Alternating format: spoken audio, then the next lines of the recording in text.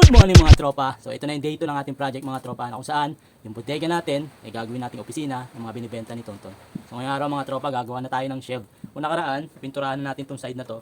So ngayon naman, gagawin naman natin ng shelf o patungan ng mga laruan. Plano ko kasi mga tropa, kapag nagawa na natin yung patungan ng laruan, so yung ibang laruan natin dito, di-display natin para mabawasan. And after nun, yung mga kalat dito sa side na to, ilalagay naman natin dito na kung saan yung mga nakalagay yung mga laruan.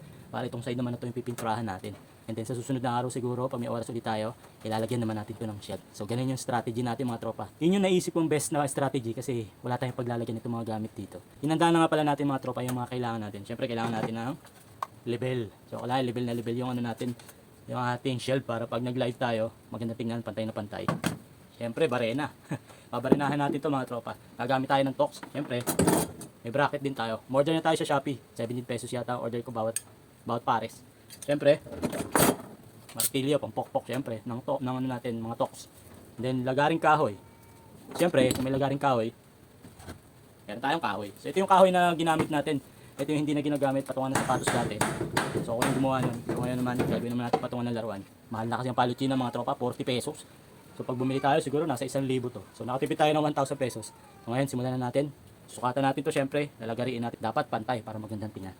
Tara, samahan niyo ako. Day 2, bodega, gagawin nating opisina ng mga laruan, mga binibenta nito. Tara. So una kong gagawin mga tropa, lalagyan ko muna ng guhit sa side na to. So para pantay pag naglagay tayo ng shelf, magandang tingnan. Nalagyan ko na ng guhit. Unahin na natin yung unang shelf na lalagyan natin. Magsisimula tayo doon sa pinakaitaas. Yan. Naiwan ko yung liha sa baba. Buti na lang may assistant ako doon. Nandun yung anak ko.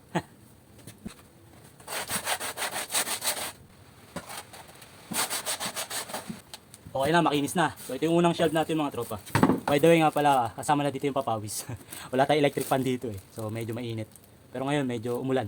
Narinig ko na yung patak ng ulan. Kaya siguro medyo lalamig na yan. Tara, simulan natin kabit yung unang shelf natin. Para magkaroon na ng kulay yung plano natin. Let's go. Kulay pula nga pala ito dati. So bala ko patungan na lang. Kung nagkaroon tayo ng budget, medyo mahal din yung pintura. Planuhin natin maigi. Kasi yung budget natin ngayon, medyo tight. Kanina nakabenta ako ng 800. Binawas ko na agad yung 500 para doon sa baon ng mga bata. So 300 lang yung natitira sa atin. So yung 300 na yun, pamimili na naman natin ng laruan yung bukas. Para yung 300 kumita pa. Tara, balik na tayo sa laruan. Balik tayo sa paglalagay ng shelf. So ang gagawin ko mga tropa, yung paglalagay ng bracket, eh pantay-pantay para magandang tingnan.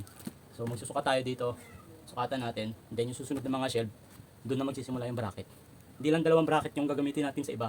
Kasi pag medyo mahaba na, so magtatatlong bracket tayo para hindi lumundo yung gitna.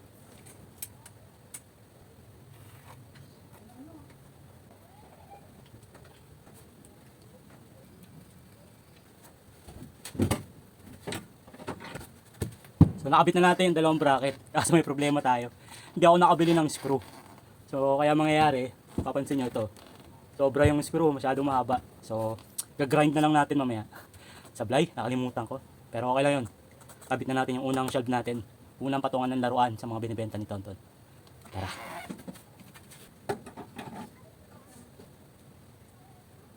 So nalagyan na natin ng marka. Ngayon naman, butasin na natin yung pader.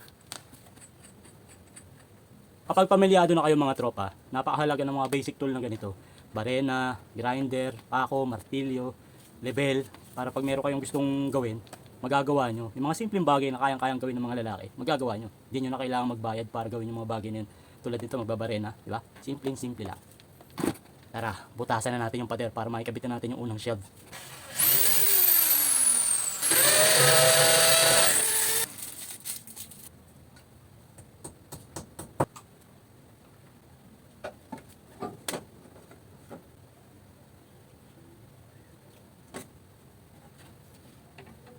So yung ginawa ko, yung isang side muna yung binutasan ko. Tapos, nilagyan ko ng tox, nilagyan ko na rin ng screw.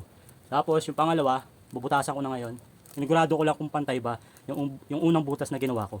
Nung sinukat ko, hindi pantay. Nung nilibel ko, hindi pantay yung una. Kasi nga, di ba, mahirap mag-isa lang eh. Pero ngayon, sigurado na yun na pantay na. Tara, butasan na natin yung pangalawang butas para fix na to, unang shelf natin.